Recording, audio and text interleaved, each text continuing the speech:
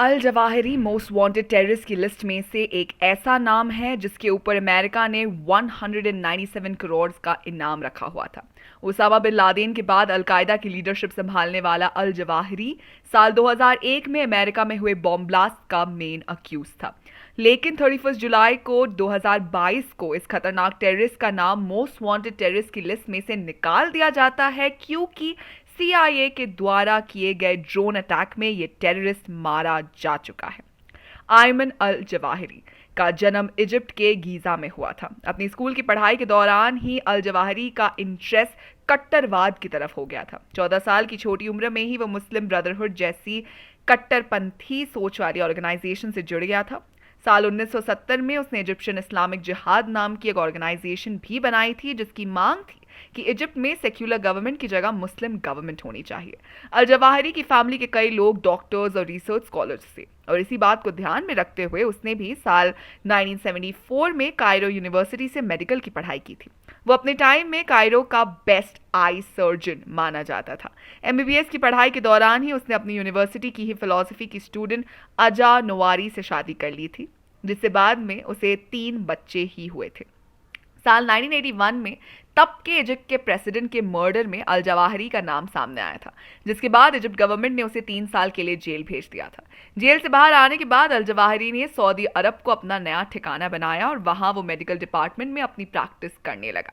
Saudi अरब में ही Zawahiri मुलाकात al Qaeda के लीडर उसामा बिन लादेन से हुई थी, और वो लादेन से काफी ज्यादा प्रभावित भी हुआ था। दोनों की आइडियोलॉजी एक दूसरे से काफी मिलती जुलती थी, इसीलिए वो एक दूसरे के साथी बन गए, जिसके लिए साल 2001 में अल जवाहिरी ने अपनी ऑर्गेनाइजेशन इजिप्शियन इस्लामिक जिहाद को अलकायदा में ही जोड़ लिया था। इसके बाद वो लादेन के साथ मिलकर पूरी दुनिया में आतंकवाद फैलाने लगा। अल जवाहिरी ने लादेन के साथ मिलकर कई सारी आतंकी साजिशें रची थी, और इसी के साथ कई कंट्रीज पर टेररिस्ट अटैक्स भी करवाए थे। साल 2001 में अमेरिका पर हुए टेररिस्ट अटैक में लादेन के साथ साथ अल जवाहिरी का भी नाम सामने आया था। इसके बाद तो मानो अमेरिकन गवर्नमेंट लादेन और अल जवाहिरी के पीछे हाथ धोकर पड़ गई थी। कई दिनों की मेहनत के बाद साल 2001 में CIA को अल जवाहिरी के ठिकाने के बारे में पता चलता है, जिसके बाद CIA अमेरिका आर्मी के साथ अल जवाहिरी को जिंदा या मुर्दा पकड़ने के लिए एक ऑपरेशन लॉन्च करती है। अमेरिकन आर्मी के इस ऑपरेशन के दौरान उसकी पत्नी और 3 बच्चे मारे गए थे, लेकिन अल जवाहिरी उनके हाथ से बचकर निकल गया था। इसके बाद अल जवाहिरी कभी दोबारा CIA के हाथ आया ही नहीं। साल 2011 में अमेरिकन नेवी सील्स के द्वारा उसामा को न्यूट्रलाइज करने के बाद अगला नंबर था अल जवाहिरी का। उसामा की मौत के बाद अल जवाहिरी के बारे में किसी भी तरह की कोई जानकारी पता कर पाना काफी मुश्किल हो गया था। उसका ठिकाना काफी लंबे समय तक एक सीक्रेट बना हुआ था, जिसके बारे में सिर्फ कुछ गिने चुने लोगों को ही पता रहता था।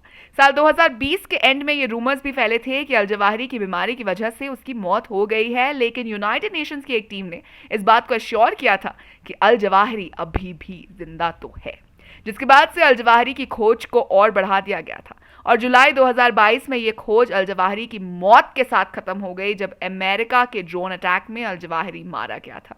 और इसी के साथ अल जवाहिरी का किस्सा यहीं पर खत्म हो गया। बॉलीवुड की कल्ट फिल्म दिल जले में हमने एक टेररिस्ट की स्टोरी देखी थी, तो हमें इसके सीक्वल में भी किसी ऐसे ही टेररिस्ट की कहानी देखने को मिल सकती है। तो आप हमें बताइए, आप दिल जले 2 के लिए कितने एक्साइटेड है। साथ ही अगर आपको वीडियो पसंद आई हो तो इसे लाइक कीजिए, दोस्तों के साथ शेयर कीजिए, और फिल्मी दुनिया से जुड़े रहने के लिए सब्सक्राइब कीजिए हमारे चैनल, जिसका नाम है बॉलीग्राड स्टूडियोज।